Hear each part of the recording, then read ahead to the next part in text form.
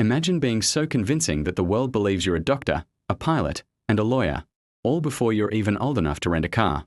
Today we are diving into the incredible true story of Catch Me If You Can, a film that proves confidence can open almost any door. Our story kicks off with Frank Abagnale Jr., a charming and brilliant teenager living a picture-perfect life. He has loving parents, attends a great school, and life seems pretty good. But this idyllic world shatters in an instant. During a formal ceremony where his father is being honored, Frank learns his parents are separating due to financial troubles. He's suddenly forced to choose which parent to live with, and in that moment of overwhelming pressure, he runs. He runs away from home not just to escape, but to reinvent himself, armed with a checkbook and a whole lot of nerve. Armed with nothing but quick wits and a gift for deception, Frank starts small. He begins passing forged checks, but he quickly realizes the limitations. A teller points out that he looks too young to be cashing payroll checks. That's when a light bulb goes off. He notices how pilots are treated, with respect, authority, and unquestioning trust. So, what does he do?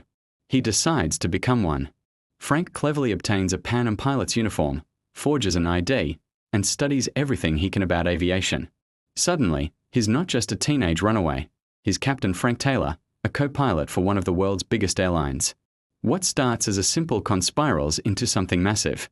By exploiting loopholes and everyone's trust in appearances, Frank begins flying around the world for free, cashing fraudulent checks in every city he lands in. He's living a life far beyond his years, funded entirely by his audacious schemes. As Frank's cons grow bolder, so does the attention he attracts. His forged checks eventually land on the desk of Carl Hanratty, a determined, by-the-book FBI agent in the bank fraud division. At first, Carl dismisses the forger as an amateur, but is soon humbled when he realizes the sophistication of the operation. The chase is on. What makes this pursuit so fascinating isn't just the cat-and-mouse game across continents. It's the strange, almost paternal connection that forms between the two men. Carl, a workaholic with a strained family life, begins to respect Frank's sheer intelligence and audacity. Meanwhile, Frank, who calls Carl every Christmas Eve out of loneliness, starts to see the agent as the stable, guiding figure he's been missing since his father's downfall. Carl becomes the only person who truly knows who Frank is, and in a weird way, the only person Frank can be honest with. But Frank isn't content with just being a pilot. He's a master of adaptation. When he nearly gets caught in a hotel, he improvises on the spot, pretending to be a Secret Service agent named Barry Allen, and fools Carl completely. Later, after a close call with another pilot who questions his knowledge, Frank decides to lay low and change careers. He moves to Georgia, forges a Harvard law degree, and through sheer charisma, lands a job as a prosecutor in the district attorney's office. He even gets engaged to a sweet-natured young woman named Brenda, whose father is a respected lawyer. For a moment, it seems like Frank might actually be able to build a real life. He craves the stability and the family he lost, and he even confesses his entire story to Brenda, hoping she'll run away with him.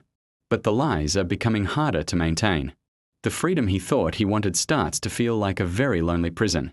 Brenda, though shocked, tries to help him, but the plan goes wrong. Carl and his agent swarm Brenda's house on their wedding day, and Frank is forced to escape once again, leaving behind another life he almost had. This is where the story truly highlights the emotional cost of his deception. Frank isn't just running from the law, he's running from himself, from the connection he desperately wants but can't allow himself to have. The thrill of the chase is gone, replaced by a deep sense of isolation. With the FBI closing in from all sides, Frank flees to Europe, cashing millions more in forged checks. He eventually settles in his mother's hometown in France, hoping to find some semblance of family. But his past has finally caught up to him. Carl tracks him down to a printing press where Frank has been mass-producing fraudulent checks. The chase reaches its emotional climax. There's no big shootout, no dramatic struggle. Instead, Carl calmly confronts Frank, telling him the game is over. Frank is arrested and extradited back to the United States, where he's sentenced to a long prison term. His incredible journey as a pilot, doctor, and lawyer is over. But the story doesn't end there. During his imprisonment, Carl continues to visit Frank, bringing him puzzles and case files. He recognizes that Frank's brilliant mind is being wasted.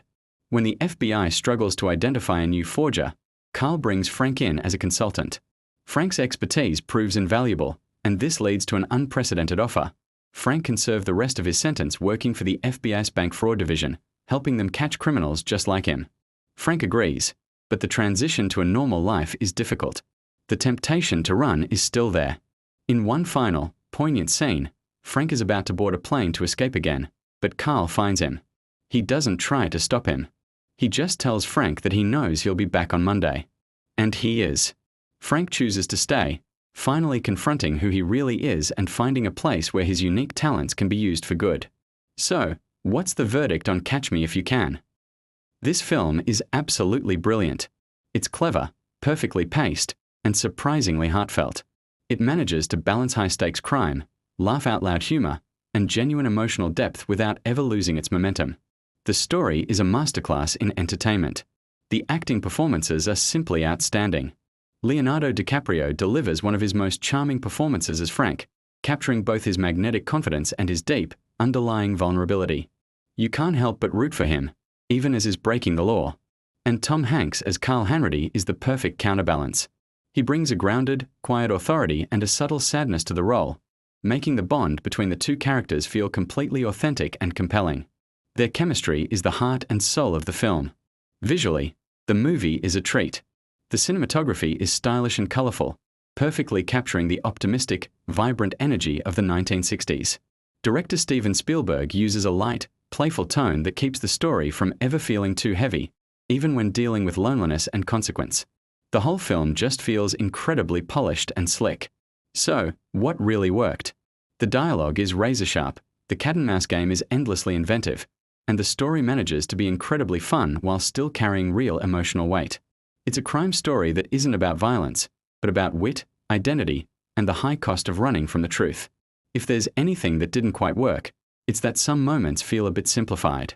The real-life story was obviously more complex and gritty, and the film occasionally polishes the edges to make it a smoother, more palatable ride for the audience. But honestly, that's a very minor critique for a film this entertaining.